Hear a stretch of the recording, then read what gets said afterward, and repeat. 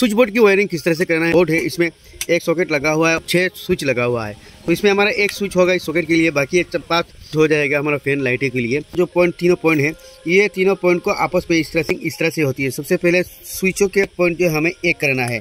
तीनों स्क्रू को यहाँ पर हम सेम इस वायर की इस तीनों स्विच का जो तीनों नट है हमने ढीला करके रख दिया है, तीनों पॉइंट को इस तरह से एक कर देंगे। तो ये तीनों नट को हम यहाँ पर कस देते हैं। नट को अच्छी तरह से कस दिया है, देख सकते हैं। तो नीचे वाला जो तीनों स्विच है, तीनों पॉइंट हमने एक कर दिया है। यहाँ पर वायर निकल के हमारा ऊपर की साइड गया हुआ है, ये तीनों पॉइंट को हमने एक कर दिया है। और सॉकेट का लगा देंगे, यहाँ पर इसमें लगा देंगे, देखते हैं। अब ये स्विच दबाने पर इस सॉकेट में हमारा फेज लाइन जाएगा।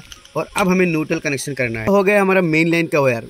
तो मेन लाइन का वायर कहाँ पर लगाएगा? रेड वायर को हमें स्विच की ये जो 6 पॉइंट आपस में एक किया हुआ है, इनमें से किसी भी एक पॉइंट में हमें इस तरह से मेन लाइन को लगा देना है। जैसे फेज वायर को देख सकते हैं लगा दिया है। न्यूट्रल वायर हमारे जाके सॉकेट की इस पॉइंट में लगेगा। तो हमने सॉकेट की इस पॉइंट में लगा दिया है। इस वायर में हम मेन सप्लाई देंगे। हो गया दूसरा वायर। ये वायर हम किसी भी एक बल्ब या फैन के लिए ले लेंगे। मान लीजिए ये हमारा हो गया लाइट का कनेक्शन। हमें किसी भी स्विच की एक पॉइंट, तो स्विच के ऊपर वाले पॉइंट में माइनस जो पॉइंट है यानी न्यूट्रल, इस पॉइंट को हम सॉकेट के इसमें लगा देंगे। दूसरे बल्ब या लाइट का कनेक्शन करने के लिए सेम न्यूट्रल वायर को यहाँ पर ज्वाइन करेंगे और स्विच के ऊपर वाले पॉइंट में दूसरा वायर ज्वाइन करेंगे। सेम उसी तरह फिर और एक लाइट के लिए वायर लेना है, न्यूट्रल वायर को यहाँ ज्वाइन करेंगे और इसकी ये जो स्विच है इसके ऊपर ज्वाइन करेंगे। इतने भी अब कनेक्शन करेंगे, सेम ही इसी प्रोसेस से होगा।